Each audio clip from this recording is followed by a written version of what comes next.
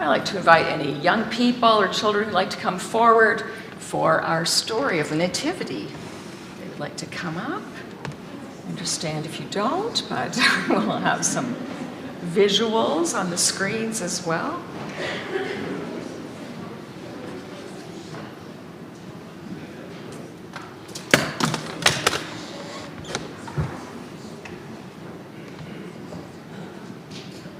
So we're going to talk this night about a new character in the manger scene. So who do we see in the manger scene over here? Do you want to help me out? What have we got over there?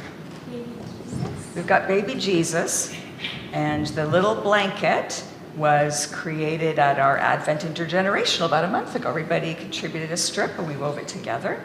Who else is there? We've got an angel, that's right, saying glory to God, Gloria in excelsis Deo, which we sang earlier, didn't we? And what else? What have we got in the shape of animals there? We've got quite a few animals. Cow. We've got a cow, we've got sheep, Calves. and we've got, Llama. we've got, what's I on know the, that's a camel. yeah, what's on the floor? A camel, that's right, yeah. And there's a little black creature in there, can you see next to the donkey? I think that's a bear. It's a little black cat, yeah. Which is unusual, isn't it? We don't really hear much about cats. Black cat But is it was a white. barn, right? So there's got to be cats, right? Catching the mice. It's And bad luck though, because it's a black cat. oh, it's not, because I own a black cat, and it's the most beautiful creature. We used to have a black cat. Did My name you? was Katana. Oh, that's right. I remember blessing her once at St. Francis Day, didn't you guys? Brought her here. Well, we're going to hear about a cat in the manger. So this, and I think we're going to have some pictures go up from the story, because it's beautifully, it's illustrated, of course. Now, I've got nothing against cows. They may be a bit stupid and clumsy, bumping into each other as they do, but at least they are warm. On a cold night, they heat the old barn up a treat, and if I sleep on the manger, I don't get trodden on. It was really cold that night, I remember, a dusting of snow and bright, bright stars. So I was glad the old cows were there to keep me warm. I don't like goats much, always arguing and butting each other, fidgets, a lot of them. It's difficult to get to sleep when there are goats around. Of course, I'm not meant to sleep. I'm supposed to be catching mice. Don't talk to me about donkeys. I can't stand donkeys. Well, they do seem to be getting along okay, don't they? Over there in the manger scene. They look at you with those big eyes as if they're friendly, then they turn around and kick you.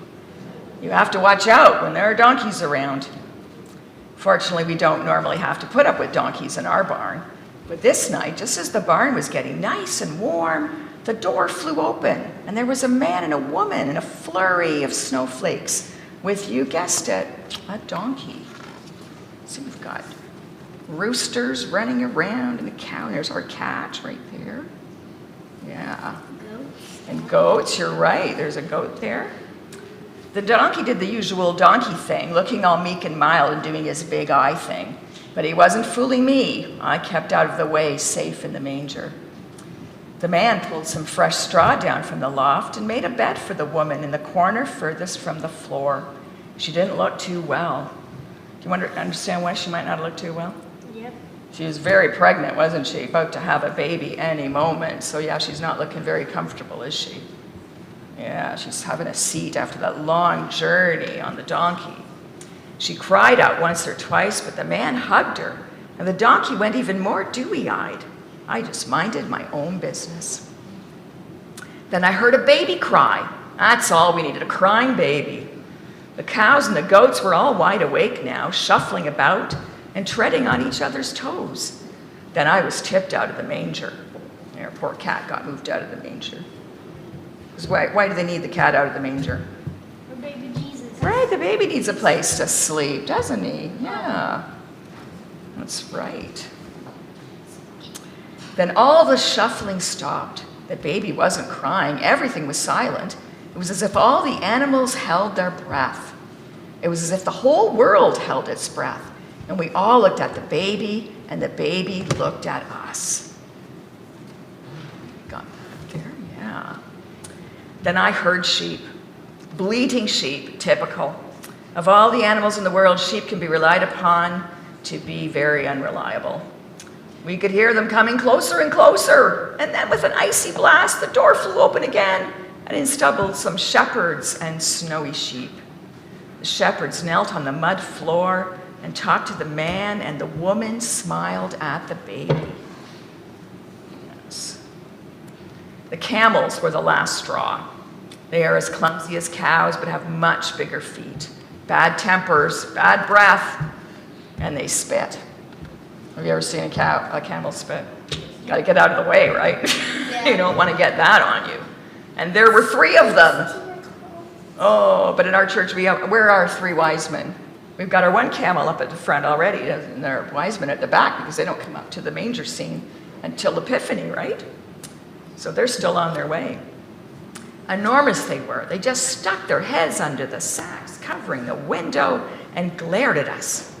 I must say their bridles looked smart, red and green leather with gold decorations, and when their 3 masters strode into the barn, they looked fabulous. They looked as rich as kings. Yeah, so they've got beautiful. They're wearing crowns, right? The 3 kings. Okay, now it's making sense now. That makes sense. It makes sense now? It's making sense. Okay, now. that's good. That's why we're here, aren't we? To make sense of the story, this wonderful story that Gospel of Luke tells us. They knelt with the shepherds, and then all the animals in the barn knelt as best we could, even the clumsy cows. See, we've got our donkey and our sheep and our cow kneeling, and the cats even kneeling. Above, I could see chickens and doves silent in the rafters, and when I looked behind me, I saw rows and rows of mice. Mice behind me, their beady little eyes flickered from me to the baby and back again. Just this once, I thought, and turned my gaze back to the baby. The mice crept forward, past me, and scampered through to the front. Yeah, we don't have any mice. Yeah. It all seems a long time ago now. Soon everyone had gone, shepherds with their bleating sheep, the rich men with their grumpy camels, even the man and the woman with their baby. Yes. And we know what happens with Jesus, don't we? Tonight he starts out, comes to us as a little infant, born into the world where there's war and oppression. So kind of like what's happening in our world today, isn't it? Things were not so good back then. But Jesus brings good news, right? His birth is good news for all of us. That brings hope to us and peace and joy.